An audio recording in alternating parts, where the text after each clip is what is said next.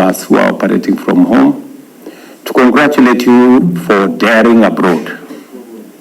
It takes a lot of courage, by the way, to leave your village and your town and your neighborhood, a place you know people, a place you've grown up, a place you have connection, and venture into some strange land.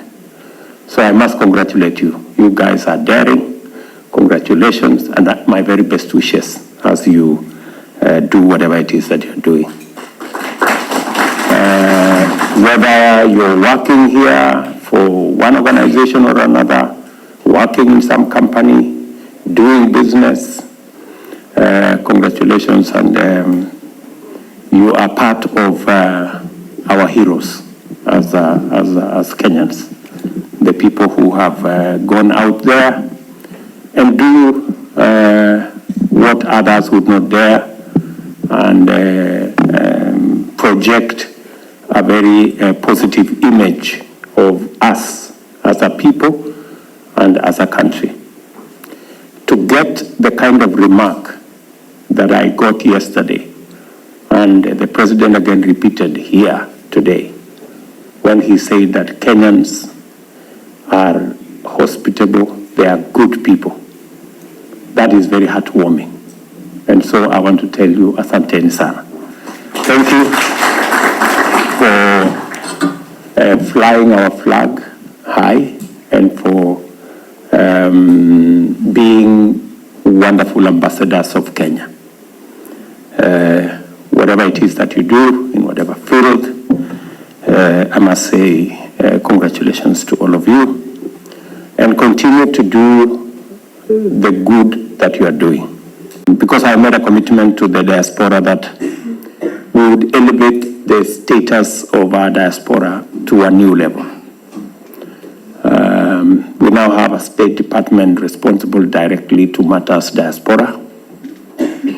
There is still a bit of homework to be done, because we're still consolidating the office of the permanent secretary to make sure that she can do a lot more, you know, and especially to engage with Kenyans in the diaspora.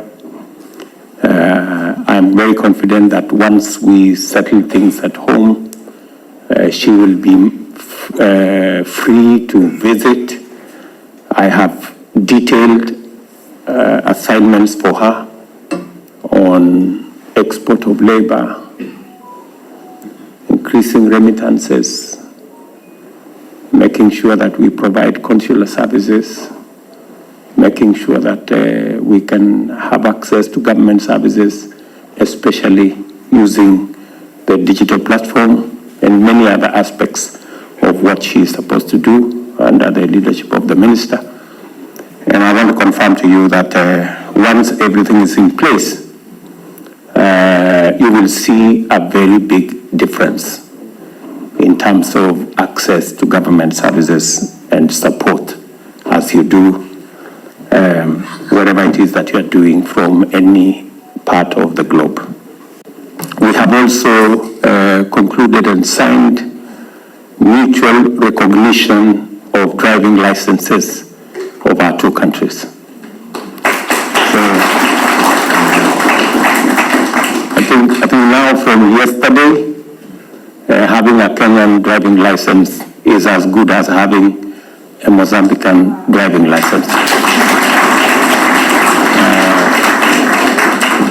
Now it is the responsibility of ambassador to make sure that that becomes the reality, because we have negotiated and we have agreed. We will have a diaspora bond, which again can be made available to you with very favorable interest rates, maybe just below 10%, maybe 7-8%, and you can make more money with the savings that you are working for. So again, that facility will be made available to people in diaspora. And the last thing we want is any one of us to retire into poverty. That we don't want. And therefore, the culture of saving is very important. You want a connection between our social security back at home with the social security of where you are working. Because if you're going to retire at home, your retirement package, where possible, and that's our responsibility to make it possible, must be reflected in Kenya. So that is the job of the diaspora department, State Department. So Mutua is here, you will follow that up.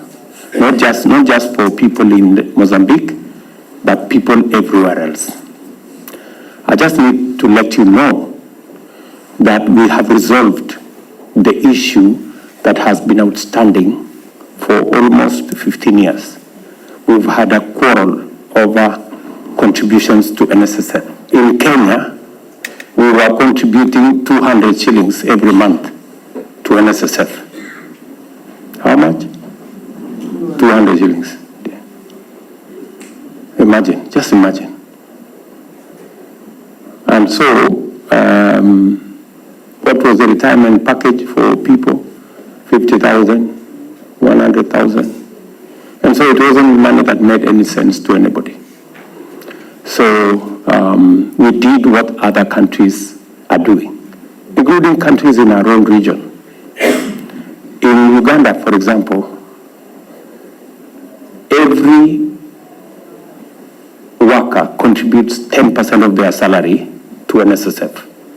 And every employer contributes 10% of their salary to NSSF in Uganda. In Tanzania, it's a total of 15%.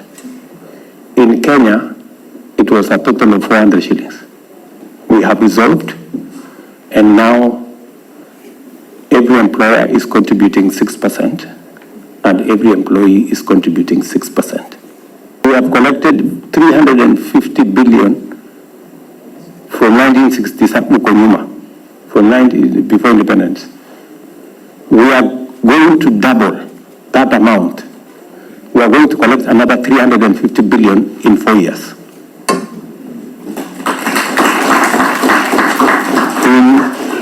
In 4 years. I think 4 years and 2 months. Which means that in another 10-15 years, we will have enough money to borrow to run our economy. Money belonging to Kenyans. We will not be borrowing money from China. And we will be paying interest, not to China, but to our own pensioners.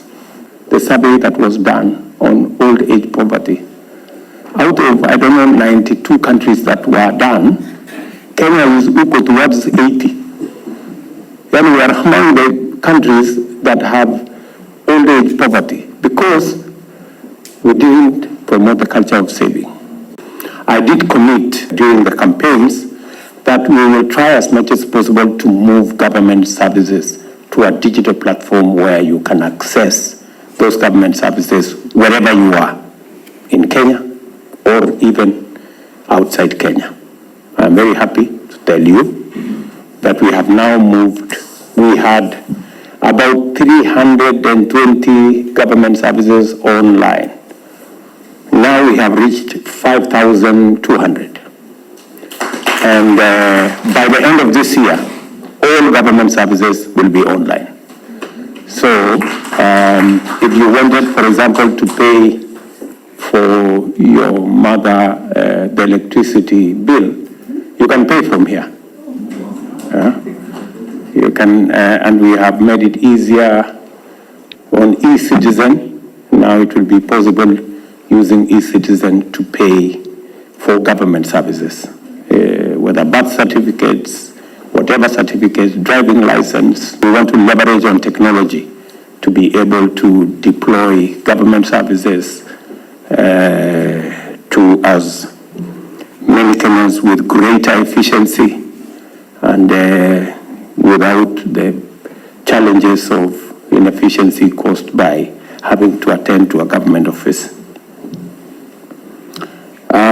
It will also help us reduce on matters corruption. You know how paying for services in cash sometimes is very problematic. The kitu kidogo menace is always around, government offices and those kind of things. So if we all can transact online and avoid human contact, we can be able to do a lot more without the challenges of corruption. So again, that's what we intend to achieve. And also as part of making sure that people in diaspora don't run into trouble with people who are intelligent negatively. They are called conmen. Hata kama mimi asingeniambia kwamba huku nyinyi wa Kenya nisingejua. Lakini tunaomba muendelee hivyo hivyo, msaidie hata biashara hizi.